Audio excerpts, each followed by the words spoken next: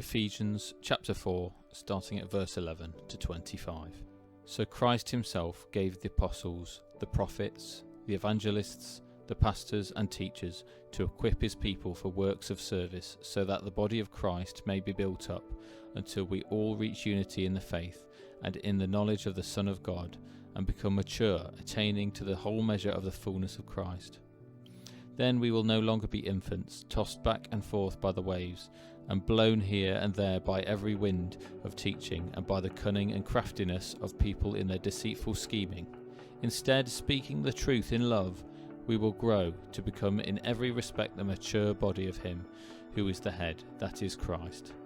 From him the whole body, joined and held together by every supporting ligament, grows and builds itself up in love, as each part does its work.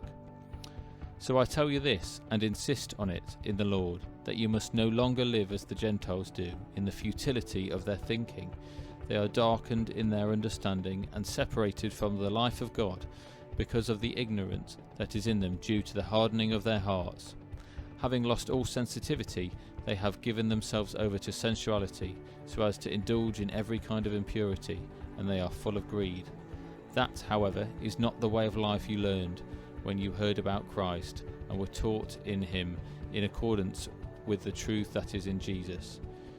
You were taught, with regard to your former way of life, to put off your old self, which is being corrupted by its deceitful desires, to be made new in the attitude of your minds, and to be put on the new self, created to be like God in true righteousness and holiness.